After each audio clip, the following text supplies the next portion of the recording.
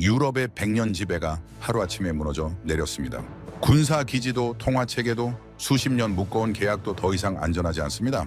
입찰은 뒤집히고 방산 목록은 재작성되고 자원 협약은 다른 방향으로 움직이고 있습니다. 더 충격적인 건 전쟁도 쿠데타도 반란도 없었다는 사실입니다. 총 한 발 없이 판을 바꿔버린 선택이 있었습니다. 아프리카는 등을 돌린 것이 아닙니다. 그저 다른 미래를 택했을 뿐입니다. 도대체 무엇이 그들의 계산을 바꾸어 놓았을까요? 지금부터 그 조용하지만 거대한 전환의 시작을 말씀드리겠습니다. 영상을 시청하신 후 마음에 드신다면 좋아요와 구독 버튼을 꼭 눌러주세요. 여러분의 관심이 저에겐 큰 힘이 됩니다. 그럼 바로 시작하겠습니다. 우리가 100년 공들인 걸 한국에게 넘길 수는 없습니다. 그런데 막상 한국이 아프리카에서 손을 뗀다면 지금 이 순간 무너지는 나라가 한두 곳이 아닙니다. 무작정 밀어내기에는 한국이 너무 깊숙이 들어와 있었죠. 저는 프랑스 외무부 산하 전략조정실 수석 감사관으로 일하고 있는 로랑 드빌리에입니다. 프랑스의 대아프리카 ODA, 방산, 인프라 투자 평가를 총괄하고 있죠. 다카르에서 나이로비까지 이 대륙의 구조를 누구보다 잘 안다고 믿었죠.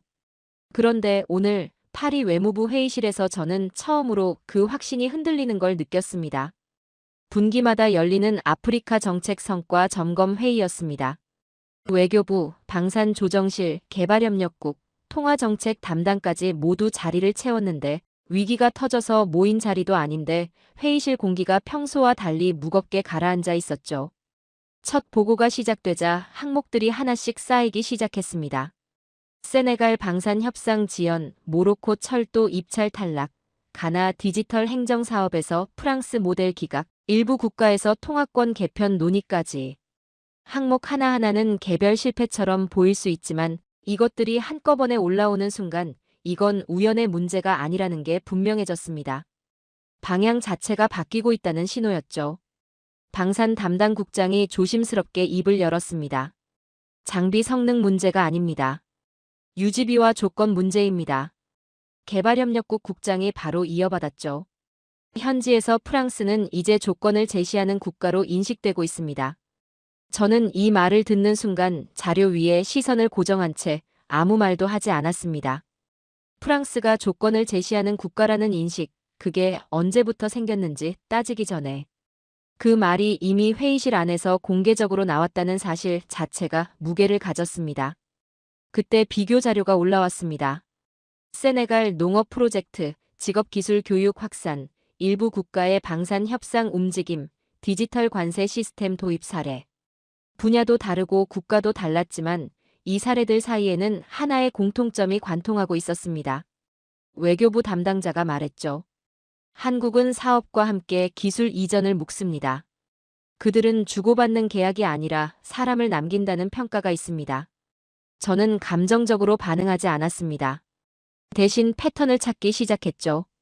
농업은 식량 자립으로 이어졌고 직업기술 교육은 현지의 기술 인력을 뿌리내리는 방식으로 설계됐습니다. 방산은 현지 정비가 가능한 구조로 들어갔고 행정 시스템은 단순 도입이 아니라 현지가 스스로 운영할 수 있도록 이식되는 방식이었죠. 단발성 지원이 아니었습니다. 구조 자체를 넘기고 있었죠. 우리 프랑스가 30년간 계약과 제도와 절차로 쌓아온 방식과는 근본적으로 달랐습니다. 그 순간 속이 묘하게 불편해졌습니다. 통화정책 담당자가 말했습니다. 우리는 오랫동안 통화 안정과 금융 시스템을 지켜왔습니다. 그런데 현지에서는 그것을 안정이 아니라 통제로 인식하고 있다는 보고가 계속 올라오고 있습니다. 방산조정실 책임자가 목소리를 낮췄죠. 현지 장교들이 원하는 건 성능이 아닙니다. 자기들이 직접 유지하고 정비할 수 있는 장비를 원하고 있습니다. 아무리 뛰어난 장비라도 외부에 의존해야만 굴러가는 구조라면 현지에서는 그걸 전력이 아니라 부담으로 본다는 겁니다. 개발협력국 국장은 더 직접적이었습니다. 프랑스는 문제를 해결해줬습니다. 그런데 한국은 해결하는 법 자체를 가르쳤다는 평가가 현지 실무자들 사이에서 반복해서 나오고 있습니다. 이 차이가 지금 현장에서 체감되고 있다는 걸 우리가 직시해야 합니다. 묵직한 정적이 흘렀습니다. 이건 한국을 칭찬하는 자리가 아니었죠. 프랑스 내부의 불만과 위기감이 한꺼번에 쏟아지는 자리였습니다. 저는 이 성토의 흐름을 들으면서 한 가지 사실을 분명히 인식했습니다. 회의실에 있는 사람들 중 누구도 한국을 대단하다고 칭찬하려는 게 아니었습니다. 오히려 자존심 강한 프랑스 관료들이 어쩔 수 없이 인정해야 하는 현실 앞에서 불편함을 감추지 못하고 있었죠. 그 불편함이 오히려 상황의 심각성을 더 정확하게 드러내고 있었습니다. 장관이 조용히 입을 열었습니다. 우리는 지금까지 보고서로만 판단해왔습니다. 그러나 보고서에는 현장의 체감이 담기지 않습니다. 숫자 뒤에서 무슨 일이 벌어지고 있는지 우리는 제대로 읽지 못하고 있습니다. 그는 저를 바라봤죠. 드빌리에 당신이 직접 현장에 가서 확인하시오. 세네갈에서 모로코, 이집트까지. 현지 분위기가 어떻게 바뀌었는지, 우리가 어디서 밀리고 있는지, 그리고 한국이 도대체 무엇을 어떻게 하고 있는지 직접 보고 분석해서 보고서를 올리시오. 질책이 아니었습니다. 그러나 그 말 안에는 단순한 출장 명령 이상의 무게가 실려 있었죠. 우리가 스스로 인정하기 싫었던 것, 즉 아프리카에서 프랑스의 기준이 흔들리고 있다는 사실을 이제 공식적으로 확인하러 가라는 뜻이었습니다. 저는 30년 동안 이 대륙을 수십 번 오갔습니다. 다카르의 항구, 카이로의 협상 테이블, 나이로비의 개발 현장까지. 어느 곳에서도 프랑스의 존재감이 흔들린다는 느낌을 받은 적이 없었죠. 프랑스는 이 대륙의 언어였고 제도였고 기준이었습니다. 그게 당연한 질서라고 믿었습니다. 그런데 오늘 회의실에서 나온 이야기들은 그 질서가 더 이상 당연하지 않을 수 있다는 걸 조용하지만 분명하게 가리키고 있었습니다. 회의가 끝나고 사람들이 조용히 자리를 떴습니다.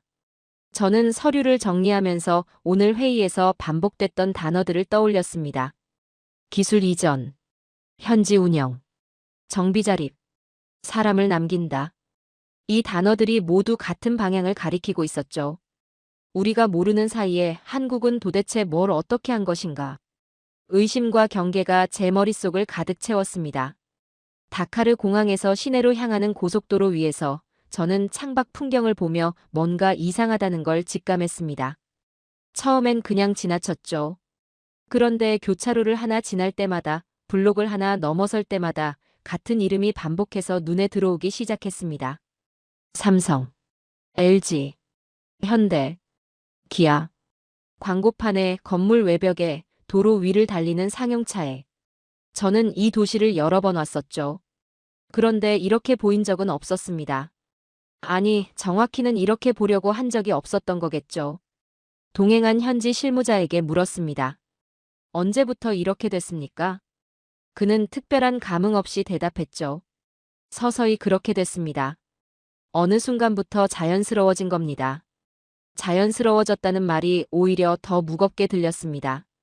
프랑스의 영향력은 보이지 않는 구조 안에 있었습니다. 통화, 금융, 제도, 자원 계약. 거리에서 간판으로 드러나는 방식이 아니었죠. 그래서 우리는 스스로 중심이라고 믿을 수 있었습니다. 그런데 한국은 달랐습니다. 보고서가 아니라 도시의 표면 위에 존재하고 있었죠. 생활의 질감 안에 이미 깊숙이 들어와 있었습니다. 실무자의 설명은 감정이 없었습니다. 그래서 오히려 더 정확했죠. 단순히 물건을 팔고 끝난 게 아닙니다. 서비스망이 함께 들어왔습니다. 부품 유통체계, 수리 네트워크, 공식 서비스 거점까지 한꺼번에 구축됐죠. 상용차나 가전처럼 고장나면 바로 돈이 멈추는 품목에서 서비스 체계가 신뢰를 만들고 그 신뢰가 재구매로 이어지고 재구매가 쌓이면 브랜드는 유행이 아니라 생활 표준이 됩니다. 그 구조가 이미 이 도시 안에서 완성되어 가고 있었죠. 저는 유럽식 접근 방식을 떠올렸습니다. 우리는 시스템을 설계했습니다. 제도를 세우고 계약을 맺었죠. 그런데 정작 이 도시 한복판에서 사람들이 매일 손으로 만지고 눈으로 보는 것들 안에 우리는 없었습니다. 한국이 있었죠. 세네갈 정부 청사에서의 면담은 공손했습니다. 프랑스어로 진행됐고 환대도 유지됐죠. 그런데 협의가 시작되자 분위기가 달라졌습니다. 과거라면 프랑스 측 제안이 기준이 됐습니다. 세부 조율은 있어도 방향 자체를 흔드는 질문은 많지 않았죠. 그런데 이번엔 달랐습니다. 협상 테이블 위에 올라오는 요구 항목들이 바뀌어 있었습니다. 현지 운영 비중을 높여야 합니다. 기술 이전이 반드시 포함돼야 합니다. 정비와 교육 패키지가 함께 와야 합니다. 장기 파견 인력도 필요합니다. 한국을 직접 언급하지는 않았습니다. 그런데 저는 알았죠. 이 요구들이 어디서 왔는지를. 누군가 이미 이 조건들을 충족시켜줬고 그 경험이 새로운 기준이 된 겁니다. 프랑스가 당연한 우선순위였던 자리가 이제는 조건을 증명해야 얻을 수 있는 자리로 바뀌어 있었죠. 다카르 외곽의 벼 재배 단지를 방문했을 때 저는 솔직히 별 기대가 없었습니다. 농업시범 사업이라면 어느 나라나 했던 거였으니까요. 그런데 현장에 들어서는 순간 이건 제가 알던 방식이 아니라는 걸 바로 알아챘습니다. 논이 있었고 관계 수로가 정비돼 있었고 종자 보관 시설이 있었고 건조와 저장 체계가 갖춰져 있었습니다. 그리고 현지 지도사들이 직접 교육을 이어받아 운영하고 있었죠. 각각의 요소가 따로 놀지 않았습니다. 토양 분석에서 수확 후 저장까지 전체가 하나의 사슬로 연결돼 있었습니다. 현지 담당자가 설명했습니다. 이 체계가 유지되는 한 우리는 매 시즌 외부에 손을 벌리지 않아도 됩니다. 저는 프랑스식 농업 협력 사업들을 떠올렸습니다. 수출형 작물 중심, 단기 프로젝트, 성과 보고서 중심 사업이 끝나면 현장에 뭐가 남았습니까? 보고서는 남았죠. 그런데 종자가 남고 저장시설이 남고 가르칠 수 있는 사람이 남은 경우는 드물었습니다. 한국은 쌀을 준 게 아니었습니다. 쌀을 만들어내는 방법과 그것을 지속시키는 시스템을 남긴 겁니다. 그리고 그게 단순히 식량 문제로 끝나지 않는다는 걸 저는 숫자로 이해했습니다. 쌀 수입이 줄면 외화 유출이 줄고 외화 유출이 줄면 정부 재정의 압박이 완화되고 그 숨통이 다른 투자로 이어집니다. 농업이 식량이 아니라 국가 재정 구조를 바꾸는 수단으로 설계돼 있었죠. 직업기술 교육시설을 방문했을 때 저는 같은 논리가 다른 방식으로 반복되고 있다는 걸 확인했습니다. 자동차 정비, 전기 설비, 용접 실습 중심으로 운영되고 있었고 교육 커리큘럼이 이 도시에서 실제로 굴러다니는 차종과 실제로 필요한 부품 체계를 기준으로 짜여 있었습니다. 배운 걸 현장에서 바로 쓸 수 있도록 설계된 거죠. 그리고 수료생들의 진로가 정비소와 공장과 산업 현장으로 직접 연결되고 있었습니다. 프랑스 모델은 달랐죠. 엘리트 장학생을 선발해 유학을 보내고 행정 인재를 길렀습니다. 상층부를 키우는 방식이었죠. 그런데 현장에는 늘 손이 부족했습니다. 공장을 돌릴 기술자가 정비를 맡을 인력이 설비를 유지할 사람이 없었습니다. 한국은 그 바닥부터 채우고 있었습니다. 농업에서 생긴 소득과 설비 수요를 받쳐줄 정비 인력, 전기 기술자, 용접공을 현지에서 직접 길러내고 있었죠. 이건 교육 사업이 아니었습니다. 산업화의 하부 구조를 짓는 작업이었습니다. 돌아오는 길에 저는 오늘 하루를 연결해봤습니다. 생활 브랜드와 서비스망, 식량 자립 시스템, 기술 인력 양성, 그리고 협상 테이블에서 바뀐 요구 조건들. 이것들이 각각 따로 움직이는 게 아니었습니다. 하나의 방향을 향해 함께 움직이고 있었죠. 프랑스가 잃고 있는 건 단일 계약이 아니었습니다. 기준의 자리를 잃고 있었습니다. 그리고 한국은 요구하지 않아도 강요하지 않아도 현장에서 스스로 표준이 되어가고 있었죠. 저는 그걸 인정하고 싶지 않았습니다. 그러나 오늘 제가 본 것들은 감정으로 부정할 수 있는 것들이 아니었습니다. 세네갈 농업부 실무 브리핑 자료를 받아든 순간 저는 이게 홍보용 문서가 아니라는 걸 첫 페이지에서 바로 알아챘습니다. 표가 많았습니다.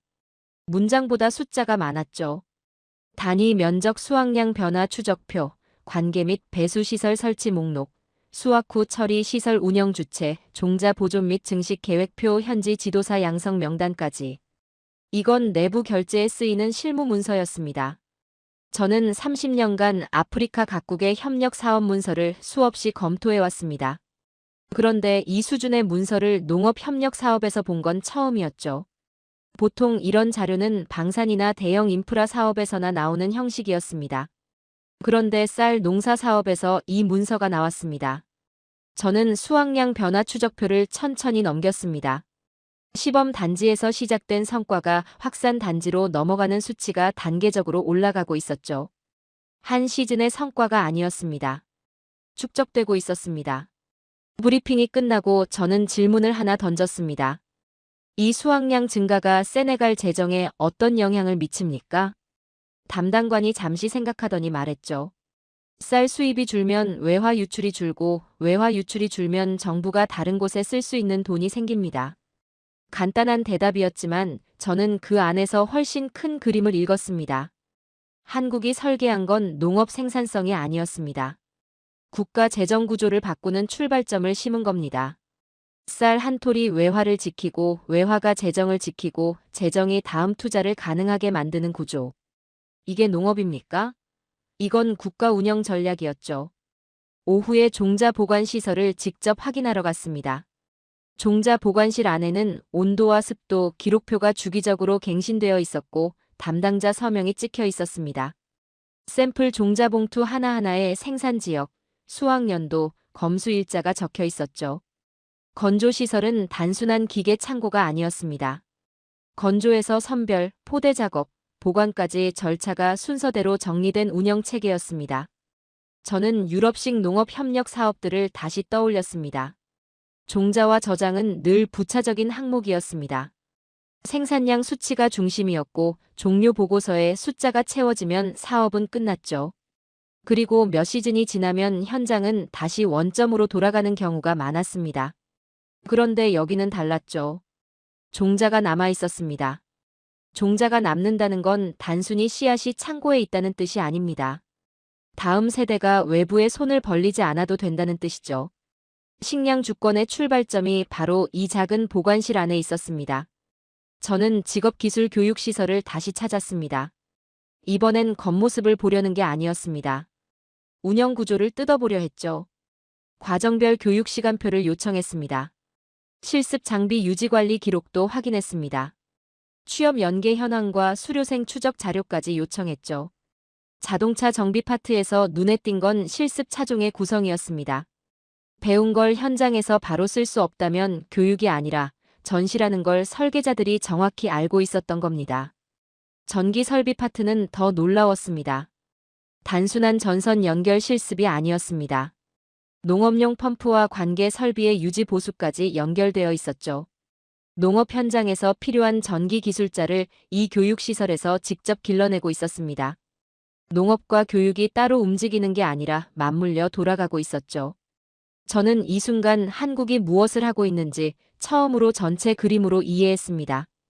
1970년대 한국이 걸어온 길이었습니다. 농촌 생산성을 높이고 그 소득으로 기술 인력을 키우고 기술 인력이 공장을 돌리고 공장이 산업을 만드는 순환. 한국은 그 경험을 세네갈의 토양 위에 옮겨 심고 있었죠. 자기들이 직접 걸어본 길이었기 때문에 설계도가 정교할 수밖에 없었습니다. 이건 원조가 아니었습니다. 산업화의 경험을 수출하고 있었죠. 오후 늦게 공군 기지를 방문했습니다. 경납고 안에 들어서자마자 제 시선이 향한 건 정비 동선이었고 부품 창고였고 교육 이수 기록부였습니다. 세네갈 공군이 운용 중인 한국산 KA-1 계열 전술 통제기. 저는 이 기체가 도입된 배경보다 지금 어떻게 운용되고 있는지가 더 궁금했습니다. 실무 담당자의 설명은 담담했지만 내용은 묵직했죠. 정비 교육이 도입 시 한 번으로 끝나지 않습니다. 주기적으로 재교육이 포함됩니다.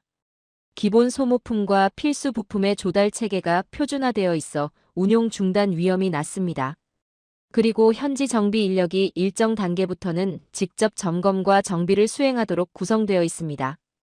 이 말이 무슨 뜻인지 아시겠습니까? 유럽 방산 모델의 가장 큰 약점이 바로 이 지점이었습니다. 고성능 장비를 공급하지만 정비 구조가 복잡하고 유지비가 높으면 현지에서는 장비가 있어도 완전하게 운용하기 어렵습니다. 그리고 현지 여론은 장비 성능이 아니라 그 종속 구조에 반응하죠. 우리는 그걸 여러 번 경험했습니다. 그런데 한국은 달리 접근했습니다. 성능보다 자립. 그게 핵심이었죠. FA50 경공격기가 다음 단계 검토 테이블에 오르내리고 있다는 사실도 실무 논의 분위기에서 확인할 수 있었습니다. 그리고 한 발 더 나아가 중형급 전투기 도입도 검토하고 있다고 들었는데 이 또한 한국의 KF-21 보라매가 기정사실화되어 있다는 이야기가 실무 라인에서 흘러나오고 있었습니다. 프랑스의 라팔 전투기가 있어야 할 자리를 한국의 전투기들이 차지하게 된 것입니다. 아직 결정이 난 건 아니었습니다. 그러나 논의의 방향이 어디를 향하고 있는지는 충분히 읽혔죠. 저는 그 방향이 불편했습니다. 그러나 부정할 수가 없었습니다. 단순히 농업에서 쌓인 신뢰가 방산으로 전이되는 정도가 아니었습니다. 자립형 설계라는 동일한 철학이 농업과 방산과 교육에 동시에 적용되고 있었고 그 철학이 현지의 선택 기준 자체를 바꾸고 있었죠. 재무라인 실무자와의 짧은 대화에서 확인한 것도 같은 결론이었습니다. 특정 국가에 쏠리지 않는 공급망, 기술 이전을 포함한 협력 패키지, 외부 운영권 독점에 대한 정치적 부담 증가. 이 세 가지가 이제 세네갈 실무 협상의 기본값이 되어 있었습니다. 누가 이 기본값을 만들었을까요? 한국이 먼저 이 조건들을 충족시켜줬고 그 경험이 기준이 된 겁니다. 프랑스가 당연한 우선순위였던 자리가 이제는 조건을 증명해야만 앉을 수 있는 자리로 바뀐 거죠. 숙소로 돌아오는 길에 저는 오늘 하루를 하나의 문장으로 정리해봤습니다. 그들은 물건을 판 게 아닙니다. 운영할 수 있는 능력을 팔았습니다. 그리고 프랑스의 방식은 아무것도 변화시키지 못했습니다. 그래서 이제는 의심을 받고 있죠. 다음으로 향한 곳은 나이지리아였습니다. 라고스에 내리는 순간 공기부터 달랐습니다. 다카르가 조용히 변하고 있는 도시였다면 라고스는 지금 이 순간에도 쉬지 않고 돌아가는 도시였죠. 항만으로 향하는 도로 위에는 대형 트럭과 상용차들이 뒤엉켜 있었고 어딘가에서 차 한 대가 멈추면 그 뒤로 연쇄 정체가 시작됐습니다. 저는 세네갈에서 만든 질문 목록을 들고 이 도시에 들어왔습니다. 남는 것은 시설인가, 인력인가? 운영은 현지가 할 수 있는가? 부품과 정비가 막히면 시스템은 멈추는가? 교육이 산업으로 이어지는 접점은 어디인가? 세네갈에서 이 질문들이 통했습니다. 라고스에서도 통할까요? 도시를 보면서 저는 바로 알았습니다. 여기서는 질문이 더 날카롭게 작동할 거라는 걸. 세네갈에서 식량이 국가의 숨통이었다면 라고스에서는 가동률이 도시의 숨통이었습니다. 차가 멈추면 물류가 멈추고 물류가 멈추면 돈이 멈추는 도시였죠. 그래서 이 도시에서는 차량 성능보다 정비망이 먼저였습니다. 고장 났을 때 얼마나 빨리 고칠 수 있느냐가 곧 경쟁력이었죠. 도로 위를 달리는 차들을 보면서 저는 세네갈에서 봤던 장면이 겹쳐졌습니다. 현대, 기아. 상용차 구간에서 반복해서 보이는 이름들이었습니다. 동행한 실무자에게 물었습니다. 어떻게 한국 차들이 이렇게 많이 보이죠? 그의 대답은 간결했죠. 고장 나도 빠르고 쉽게 고칠 수 있으니까요. 부품이 바로 구해지고 정비할 수 있는 사람들이 있습니다. 그게 전부입니다. 그게 전부라는 말이 오히려 모든 걸 설명했습니다. 유럽 모델은 시스템 설계와 금융 구조에 강점이 있었습니다. 그런데 라고스 같은 도시에서 결정적인 건 자본보다 운영 인력과 정비 인프라였죠. 아무리 좋은 차라도 고장 났을 때 고칠 수 없다면 그 차는 이 도시에서 쓸모가 없었습니다. 한국은 그 지점을 정확히 찔렀습니다. 판매가 아니라 정비망을 함께 심었죠. 부품 유통체계, 서비스 거점, 정비 인력 교육까지 한꺼번에 들어왔습니다. 브랜드가 유행이 아니라 생활 표준이 되려면 이 구조가 먼저 깔려야 한다는 걸 한국은 알고 있었죠. 직업기술 교육시설을 방문했을 때 저는 세네갈에서와 같은 질문부터 던졌습니다. 실습 장비 유지 관리 기록이 있습니까? 수료생의 취업 경로가 문서로 남아 있습니까? 현지 강사가 스스로 교육을 이어갈 수 있는 구조입니까? 전시성 시설과 실제로 돌아가는 시설의 차이는 이 질문들에 대한 대답에서 바로 드러나죠. 여기는 실제로 돌아가고 있었습니다. 이곳에서도 자동차 정비 파트는 이 도시에서 실제로 많이 굴러다니는 차종을 기준으로 실습이 구성돼 있었고 현지에서 조달 가능한 부품 범위 안에서 훈련이 설계돼 있었습니다. 기초 전기 과정은 단순 전선 연결이 아니라 발전기, 배터리, 소형 설비 유지 보수까지 확장돼 있었죠. 도시 운영에 직결되는 기술들이었습니다. 그런데 가장 인상적이었던 건 따로 있었습니다. 한국 파견 인력이 강단에 서서 강의하는 방식이 아니었습니다. 현지 강사에게 가르치는 방법을 전수하는 역할로 배치돼 있었죠. 사람을 남기는 방식이 교육 현장에서도 그대로 작동하고 있었습니다. 저는 영국 모델을 떠올렸습니다. 영국은 금융과 서비스 중심으로 들어와 자본의 통로를 쥐는데 강했습니다. 그런데 라고스 같은 도시에서 결정적인 건 자본보다 운영 인력과 정비 인프라였죠. 자본의 통로를 쥐는 것과 도시가 실제로 돌아가게 만드는 것은 다른 문제였습니다. 교육은 복지가 아니었습니다. 운영망의 뼈대였죠. 나이지리아는 자원이 많은 나라입니다. 그런데 현지의 민감한 질문은 늘 같았습니다. 왜 우리는 여전히 원자재만 팔고 있는 걸까요? 이 질문에 한국이 접근하는 방식이 달랐습니다. 단순 생산 지원이 아니라 가공 설비, 품질 표준, 유통 단계까지 붙이는 협력 구조를 제시했죠. 가공이 붙으면 일자리가 생기고, 일자리가 생기면 세금이 생기고, 세금이 생기면 정치적 정당성이 생깁니다. 세네갈에서 먹고 사는 문제를 먼저 풀었다면 나이지리아에서는 팔기 전에 가공부터였습니다. 철학이 같았죠. 부가가치가 현지에 남는 구조를 심는 것. 이건 원조가 아니라 산업 생태계의 수출이었습니다. 공군 관련 실무 브리핑에서도 같은 패턴이 반복됐습니다. 여기서도 FA50 경공격기가 검토선상에 올라와 있다는 걸 확인했습니다. 공식 발표도 아니고 서명도 아니었습니다. 그러나 실무 라인에서 논의가 이루어지고 있다는 것 자체가 의미를 가졌죠.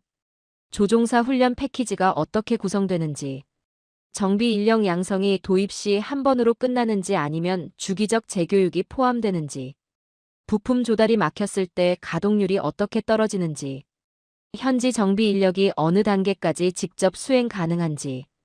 이 질문들이 세네갈에서 던졌던 질문들과 정확히 같았습니다. 농업의 자립과 방산의 자립은 다른 이야기가 아니었죠. 같은 철학이 다른 분야에 적용되고 있었습니다. 현지가 스스로 굴릴 수 있는 구조를 만들어주는 것. 그게 한국이 아프리카에서 반복하고 있는 방식이었습니다. 라고스의 통관 시스템 개선 논의에서도 같은 맥락이 이어졌습니다. 이 도시의 돈줄은 항만과 물류입니다. 통관이 막히면 도시 전체가 막히죠. 그래서 통관 전산화는 단순한 행정 개선이 아니었습니다. 신고, 검수, 통관 절차가 전산화되면 지연이 줄고 예측 가능성이 생깁니다. 예측 가능성은 기업 투자로 이어지고 투자 유치는 곧 정치 성과가 되죠. 행정이 빨라지면 국가가 가능해 보입니다. 이 단순한 원리를 한국은 현장에서 실천하고 있었습니다. 숙소로 돌아와 하루를 연결했습니다. 정비망과 서비스망이 생활을 잡았고 직업교육이 운영 인력을 만들었습니다.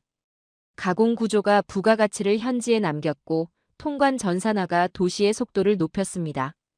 방산은 성능이 아니라 자립 가능한 운용체계로 논의됐죠. 세네갈이 예외가 아니었습니다. 라고스가 그걸 증명했습니다. 한국은 물건을 파는 게 아니었습니다. 유럽은 자본과 제도를 남겼고 한국은 돌아가는 손을 남겼습니다. 이건 특정 국가의 사건이 아니었죠. 대륙적 전환이었습니다. 다음으로 향한 곳은 모로코의 라바트였습니다. 라바트는 달랐습니다. 다카르는 생활 속에서 한국을 발견하는 도시였고 라고스는 가동률로 한국을 확인하는 도시였죠. 그런데 라바트는 서류 위에서 한국을 만나는 도시였습니다. 그리고 그게 오히려 더 무거웠죠. 도착 직후 받아든 자료는 홍보 책자가 아니었습니다. 도시철도 및 전동차 조달, 유지관리, 철도, 신호 및 통신, 차량기지 운영, 발주처 요구조건 요약본이었죠. 본문은 질의응답과 평가 항목으로 채워져 있었습니다. 저는 첫 페이지부터 밑줄을 긋기 시작했습니다. 납기 지연에 대한 페널티 조항이 강화돼 있었습니다. 총유지비 평가 비중이 확대됐죠. 운영권 장기 독점이 장점이 아니라 정치적 리스크로 명시돼 있었습니다. 현지 정비 인력 자격 체계 제출이 요구됐고 부품 조달 계획의 구체화도 필수 항목이었죠. 저는 이 문서를 읽으면서 과거 모로코 사업들을 떠올렸습니다. 예전이라면 이런 항목들이 이렇게 전면에 나오지 않았습니다. 기술력과 브랜드 신뢰가 중심이었고 세부 조건은 협상 과정에서 조율됐죠. 그런데 지금 이 문서는 처음부터 다른 언어로 쓰여 있었습니다. 누가 이 언어를 가르쳤을까요? 발주처 실무면담은 공손했습니다. 프랑스어로 진행됐고 전통적인 외교 예법도 지켜졌죠. 프랑스에 대한 존중 표현도 유지됐습니다. 그런데 질문의 방향이 달랐습니다. 차량 기지에서 1차, 2차 정비를 현지 인력만으로 수행 가능한 시점은 언제입니까? 핵심 부품 공급이 지연될 경우 가동률 저하를 막기 위한 대체 운용 계획이 있습니까? 정비 매뉴얼과 신호 시스템 유지 관리 문서를 현지 교육기관 커리큘럼으로 이식할 수 있습니까? 향후 5년간 현지 기술자 양성 인원 목표와 자격 갱신 체계는 어떻게 됩니까? 질문의 수준이 예전에 비해 비교할 수 없을 정도로 높아졌습니다. 운영권 독점 구조를 원천적으로 불가능하게 만드는 질문들이었습니다. 프랑스가 오랫동안 익숙하게 유지해온 방식, 핵심 운영과 정비의 중심을 오래 쥐는 구조가 이 질문들 앞에서 설 자리를 잃고 있었죠. 저는 속으로 반박하려 했습니다. 그러나 반박할 논리가 없었습니다. 차량기지 정비시설을 직접 확인하러 갔습니다. 전동차 외형이나 홍보 영상에는 관심이 없었죠. 저는 정비 프로세스를 보고 싶었습니다. 주기 정비와 고장 정비가 어떻게 분리되는지, 고장 접수부터 복구까지 평균 복구 시간을 어떤 방식으로 관리하는지, 정비 기록이 전산화돼 있는지, 책임자 승인 절차가 어떻게 작동하는지, 소모품과 핵심 부품 재고가 어떻게 구분되고 재주문 리드 타임이 얼마인지. 현지 실무자가 담담하게 말했습니다. 우리는 더 이상 고장나면 외국 업체를 불러야 하는 구조를 원하지 않습니다. 단 한 문장이었습니다. 그런데 그 한 문장 안에 모든 게 들어있었죠. 프랑스가 수십 년간 유지해온 방식에 대한 거부였습니다. 직접적인 비난도 아니었고 감정적인 표현도 아니었습니다. 그냥 현실이었죠. 정비를 넘겨주는 제안이 신뢰를 얻는다는 것. 정비는 기술이 아니라 권한이라는 것. 이 도시에서 그게 이미 상식이 되어 있었습니다. 후보군 문서를 확인했을 때 저는 예상하면서도 불편했습니다. 현대로템이 전동차 공급 및 유지관리 패키지 후보군에서 반복해서 등장했죠. 단순히 한국이기 때문이어서가 아니었습니다. 평가표의 항목들에 구조적으로 맞아 들어가기 때문이었습니다. 납기 준수에 대한 신뢰가 과거 수행 실적으로 평가됐습니다. 유지비 산정이 낮게 부르기가 아니라 부품, 정비, 가동률까지 포함해 투명하게 제시됐죠. 현지 정비 인력 양성 패키지가 연수가 아니라 자격 체계로 설계됐습니다. 부품 공급 계획이 모호한 약속이 아니라 리드 타임, 재고 전략, 대체품 체계로 표현됐죠. 저는 이 항목들을 읽으면서 프랑스가 왜 밀리는지를 정확히 이해했습니다. 우리의 전통이 감점이 되는 게 아니었습니다. 우리가 익숙하게 유지해온 수익 구조, 즉 운영권을 오래 쥐는 방식이 이 평가표에서 감점으로 읽히고 있었죠. 우리는 안정을 제공한다고 믿었지만 발주처는 내가 굴리는 안정을 원하고 있었습니다. 탕헤르 산업벨트 브리핑에서는 모로코의 전략이 더 선명하게 드러났습니다. 단순 생산량 확대가 목표가 아니었죠.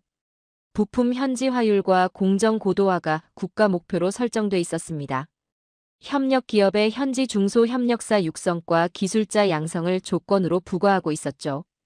프랑스 모델은 완성도와 브랜드 파워에서 강했습니다. 그런데 핵심 공정을 오래 붙잡는 경향이 있었죠. 반면 한국 모델은 단계별 현지화를 로드맵으로 제시했습니다. 올해는 이 공정을 넘기고 내년에는 저 공정을 이전하고 3년 후에는 현지 협력사가 독립적으로 운영하는 단계까지. 이 로드맵이 정치적 설득력을 가졌죠. 현지 일자리, 세금, 기술 축적이 숫자로 보였으니까요. 모로코는 투자액이 아니라 산업의 깊이를 사고 있었습니다. 방산 현대화 브리핑에서 저는 더 불편한 이름들을 들었습니다. K2 흑표 전차가 지상군 현대화 후보군 중 하나로 언급됐습니다. 천궁2가 지대공 방어 전력 보강 후보군으로 올라와 있었죠. 프랑스가 당연히 유리하다고 믿었던 분야였습니다. 철도도 방산도 모두 프랑스가 강점을 가진 영역이었죠. 그런데 발주처는 프랑스라서가 아니라 운영을 넘길 수 있느냐로 묻고 있었습니다. K2와 천궁2가 중요한 게 아니었습니다. 이 장비들이 현지화와 정비 자립이라는 기준 위에서 논의되고 있다는 사실이 중요했죠. 무기 체계의 성능 경쟁이 아니라 운영 철학의 경쟁이었습니다. 그리고 그 경쟁에서 한국이 앞서가고 있었죠. 숙소로 돌아와 저는 오늘 하루를 정리했습니다. 철도에서, 산업에서, 방산에서 모두 같은 질문이 반복됐습니다. 제때 끝낼 수 있는가? 예산 안에서 끝낼 수 있는가? 우리가 스스로 굴릴 수 있는가? 이 세 가지 질문이 분야를 가리지 않고 모든 협상 테이블 위에 놓여 있었죠. 그리고 한국은 이 세 가지 질문에 가장 정확하게 답하는 나라가 되어 있었습니다. 기술만 강해서가 아닙니다. 기술을 넘겨주는 태도가 평가표에 맞기 때문이었죠. 저는 프랑스 방식의 무엇이 문제인지 이제 정확히 알고 있었습니다. 우리는 주도권을 쥐고 있어야 안전하다고 믿었습니다. 그 믿음이 관성이 됐고 그 관성이 지금 이 평가표 위에서 감점으로 읽히고 있었죠. 그들은 철도나 전차를 사는 게 아니었습니다. 스스로 굴릴 수 있는 능력을 사고 있었죠. 그리고 한국은 그 능력을 파는 방법을 누구보다 잘 알고 있었습니다. 이집트는 처음부터 다른 무게감으로 다가왔습니다. 세네갈은 변화를 보여주는 나라였고, 나이지리아는 가동률로 말하는 나라였고, 모로코는 평가표로 증명하는 나라였죠. 그런데 이집트는 달랐습니다. 이집트 아랍공화국은 아프리카에서 가장 복잡한 협상 테이블을 가진 나라였습니다. 여러 강대국과 동시에 거래하고 무기와 에너지와 인프라를 서로 묶어 조건을 바꾸는 나라였죠. 누구의 편도 아닌 나라. 다만 가장 유리한 쪽을 선택하는 나라였습니다. 그 나라에서 한국이 필수 변수가 되어 있었습니다. 도착 직후 프랑스 측 방산 및 경제 담당관에게서 브리핑을 받았습니다. 브리핑의 첫 문장이 모든 걸 요약하고 있었죠. 이집트는 성능을 사는 게 아닙니다. 체계를 삽니다.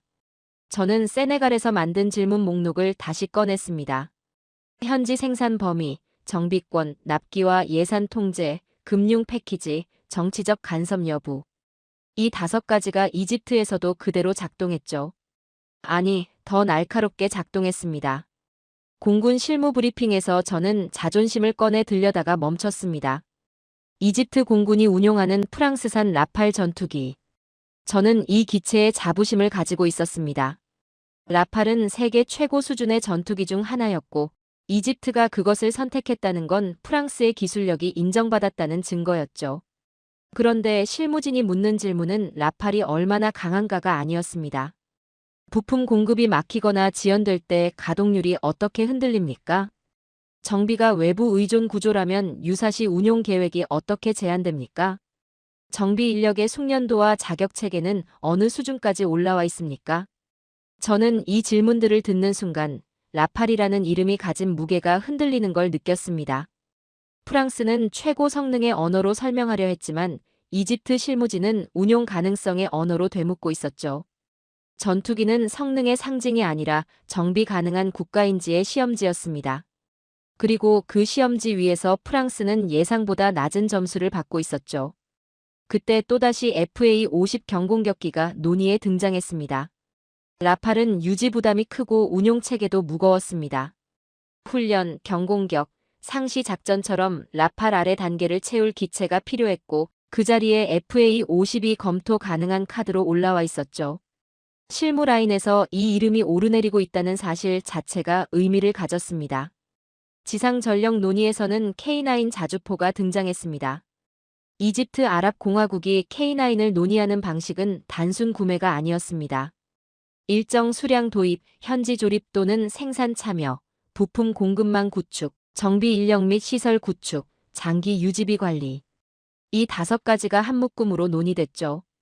무기를 산다는 건 사실상 정비 공장과 부품 창고와 교육 시스템을 함께 산다는 뜻이었습니다. 저는 프랑스 방산 모델의 강점이 고급 기술에 있다는 걸 알고 있었습니다. 그런데 이집트가 원하는 건 고급 기술 그 자체가 아니었죠. 전시에도 유사시에도 스스로 굴릴 수 있는 체계였습니다. 생산에 참여해 일자리를 만들고 기술을 축적하고 외부 의존 없이 운용 가능한 구조. 그게 이집트의 기준이었죠. 에너지와 원전 의제에서도 같은 언어가 반복됐습니다. 공기 준수 가능성, 예산 통제 가능성, 운영 인력 양성, 장기 유지 및 정비 체계, 연료와 부품과 안전 관련 공급망 안정성. 모로코 철도 평가표와 놀랍도록 닮아 있었죠. 프랑스는 기술이라고 믿어왔습니다. 그런데 이집트가 원하는 건 그게 다가 아니었죠. 기술력이 아무리 뛰어나도 공기를 못 지키고 예산을 초과하면 이집트에서 그건 실패였죠.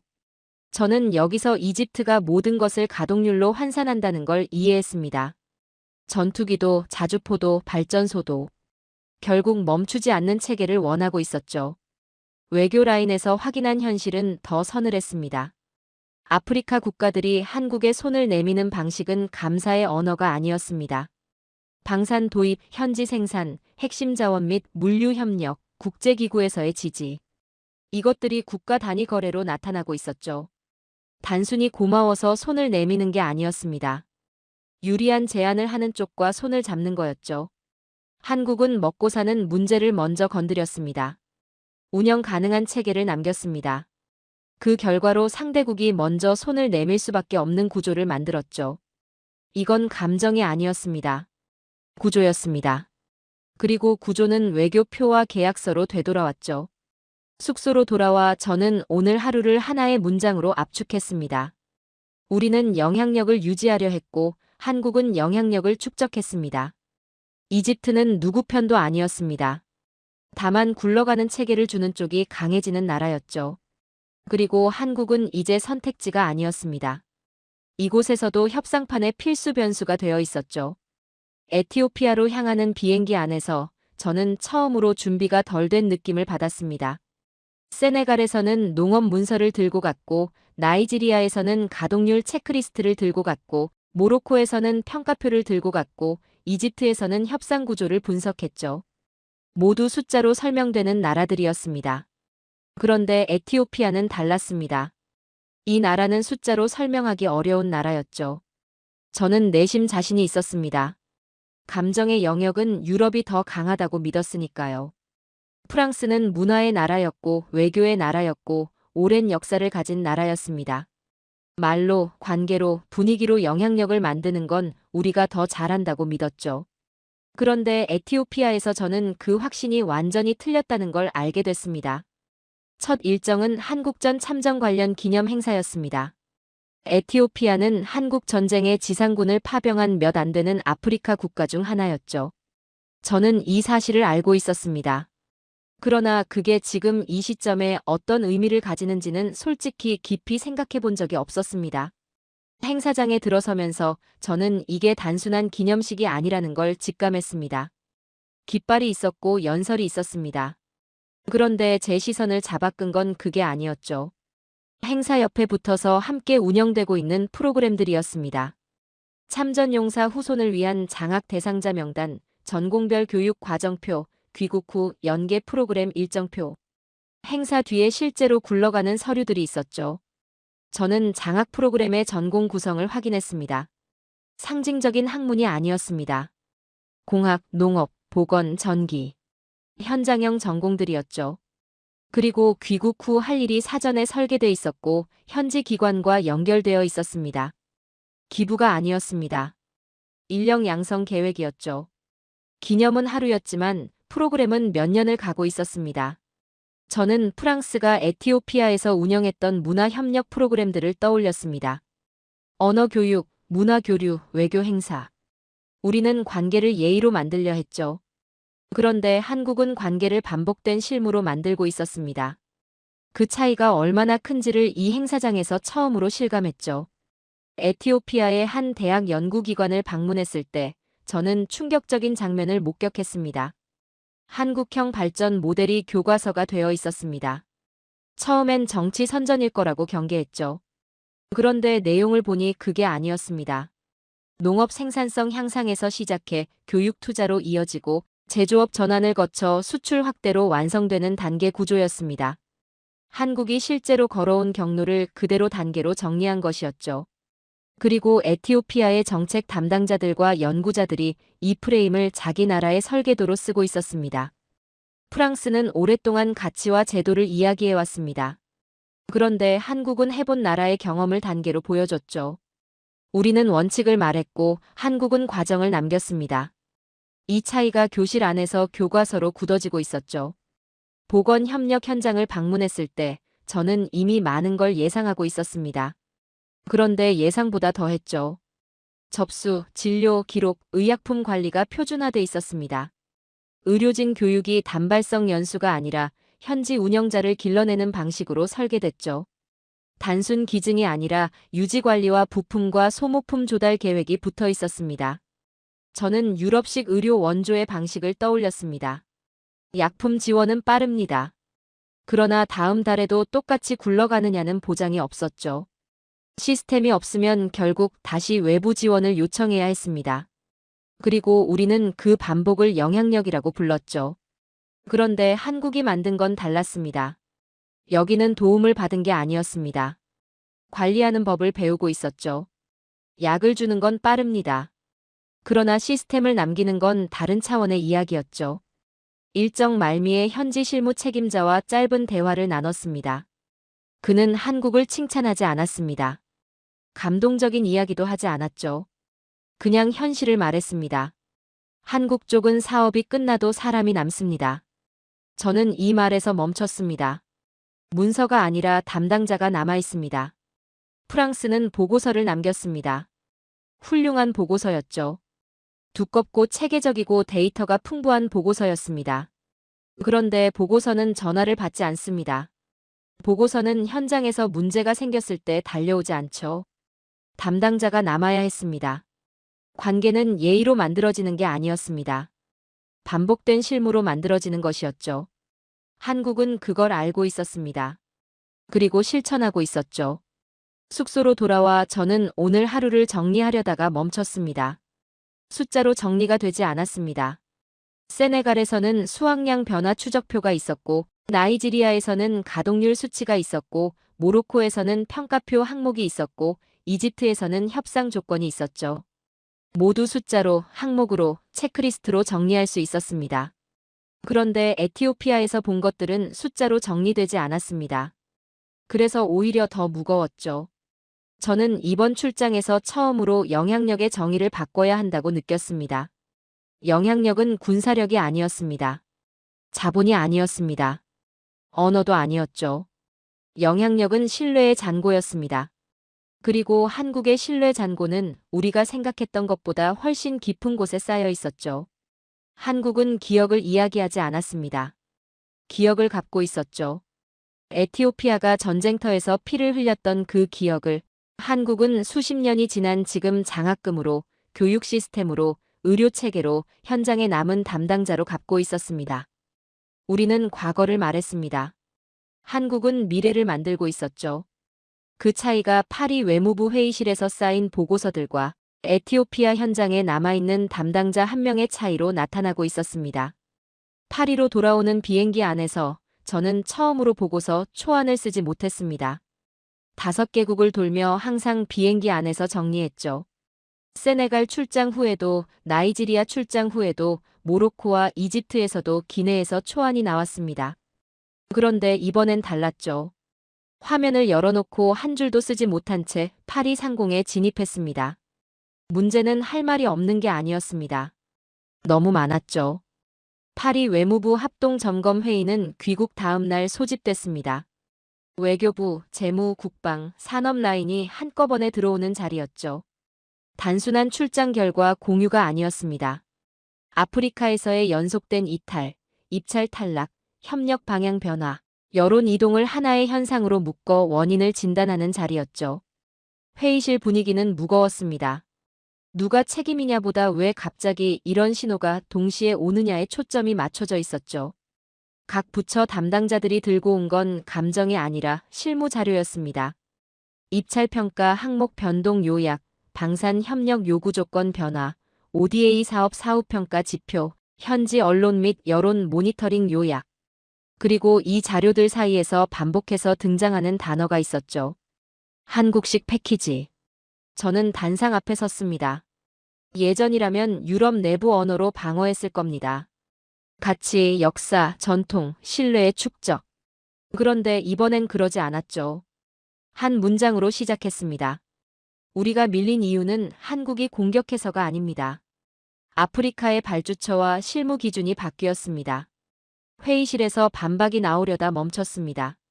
제가 이후에 꺼낸 것이 감정이 아니라 현장에서 가져온 체크리스트였기 때문이죠. 저는 5개국에서 반복됐던 3가지 질문을 꺼냈습니다. 첫째, 제때 끝낼 수 있는가? 모로코, 이집트, 에티오피아 어디서든 납기 지연 페널티가 강화됐고 공기 준수와 예산 예측 가능성이 평가 항목의 전면에 나와 있었죠. 기술력이 아니라 완료 신뢰가 평가되고 있었습니다. 둘째, 예산 안에서 끝낼 수 있는가? 초기 가격이 아니라 총 비용이었습니다. 유지비, 부품비, 가동률 손실까지 포함한 총 비용이죠. 싼 제한이 아니라 투명한 제한이 점수를 얻고 있었습니다. 셋째, 우리가 스스로 굴릴 수 있는가? 세네갈에서는 종자와 저장과 교육이 남는 구조였고, 나이지리아에서는 정비망과 기술학교가 도시 운영에 직결됐고, 모로코에서는 정비권 이전과 현지 자격 체계가 요구됐고, 이집트에서는 전투기와 자주포도 결국 가동률과 정비 체계로 귀결됐죠. 운영권을 넘길 수 있는가가 본체였습니다. 이 3가지 질문은 분야를 가리지 않았습니다. 농업도 철도도 방산도 의료도 같은 방향으로 수렴하고 있었죠. 그리고 한국은 이 3가지 질문에 가장 정확하게 답하는 나라가 되어 있었습니다. 저는 한국의 방식을 단계 구조로 해부했습니다. 찬양이 아니라 분석이었죠. 세네갈에서 한국은 쌀을 주지 않았습니다. 쌀을 만들게 했죠. 종자, 관계, 저장, 지도사 양성을 한 묶음으로 설계해서 수입 대체를 만들어냈고 그게 외화를 지키고 재정의 숨통을 텄습니다. 나이지리아에서 한국은 기술학교를 지었습니다. 그런데 그게 교육이 아니라 정비 능력을 늘리는 장치였죠. 도시 운영에서 정비망은 곧 가동률이었고 가동률이 돈이었고 돈이 정치 성과였습니다. 모로코에서 한국은 평가표에 맞춰 들어갔습니다. 납기, 예산 통제, 유지비 투명성, 정비 자격 체계, 현지화 로드맵. 현대로템이 후보군에서 찬양 없이 자연스럽게 남은 이유는 바로 이것이었죠. 이집트에서 한국은 국가 체급 협상판에서 필수 옵션이 됐습니다. 라팔이 상징이라면 FA50은 운용 구조를 가볍게 만드는 카드였죠. K9 자주포는 무기가 아니라 현지 생산과 정비 산업의 패키지로 논의됐습니다. 대형 사업은 결국 공기, 예산, 운영 인력으로 귀결됐죠. 에티오피아에서 한국은 기억을 말하지 않았습니다. 기억을 갚았죠. 기념 행사보다 장학금으로, 연설보다 교육 시스템으로, 보고서보다 현장에 남은 담당자로. 그게 신뢰로 쌓였죠. 회의실에서 한 인사가 말했습니다. 그럼 한국을 어떻게 견제해야 합니까? 저는 그 질문이 잘못됐다고 생각했습니다. 그러나 바로 반박하지 않았죠. 대신 현장에서 본 장면들을 하나씩 꺼냈습니다. 세네갈 종자 보관실의 온도 기록표, 나이지리아 기술학교의 장비 점검 기록, 모로코 차량기지 정비 승인 절차, 이집트 실무진의 가동률 질문, 에티오피아 장학 프로그램의 연계표. 그리고 말했죠. 견제가 아닙니다. 우리가 바뀌어야 합니다. 회의실이 조용해졌습니다. 저는 계속했죠. 우리가 주도권을 쥐고 있어야 안전하다는 관성을 내려놓아야 합니다. 정비권을 넘기는 것이 손해가 아니라 신뢰를 사는 비용이 될 수 있습니다. 운영권을 오래 붙잡는 것이 수익이 아니라 정치적 리스크가 되는 시대가 이미 왔습니다. 질문이 바뀌기 시작했습니다. 어떻게 망라해서 우리는 무엇을 바꿔야 하나로. 그게 작은 변화처럼 보일 수 있었죠. 그러나 저는 그 질문의 전환이 이번 출장에서 제가 얻어온 것 중 가장 값진 것이라고 생각했습니다. 회의가 끝나고 저는 최종 보고서 결론 부분을 정리했습니다. 공식 보고서의 마지막 문장은 이렇게 됐죠. 우리는 관계를 제도로 관리했습니다. 한국은 관계를 운영으로 쌓았습니다. 아프리카는 이제 도와주는 나라가 아니라 함께 굴러가는 나라를 선택하고 있습니다. 저는 30년간 이 대륙을 숫자로 읽었습니다. 그런데 이번 출장에서 처음으로 다른 방식으로 읽었죠. 한국은 아프리카에서 돈을 벌고 있는 게 아니었습니다. 아프리카가 한국 없이는 굴러가기 어려운 구조를 조용히, 그러나 정확하게 만들어가고 있었죠. 그게 진짜 영향력이었습니다. 그리고 저는 프랑스인으로서 처음으로 한국을 진심으로 존중하게 되었습니다. 오늘의 사연은 여기까지입니다. 계약서는 남을 수 있습니다. 그러나 마음은 강요할 수 없습니다. 아프리카는 지배를 거부했고 동행을 선택했습니다. 그리고 그 동행의 이름은 대한민국이었습니다. 긴 영상 시청해주셔서 감사합니다. 내일은 더 좋은 영상으로 찾아오겠습니다.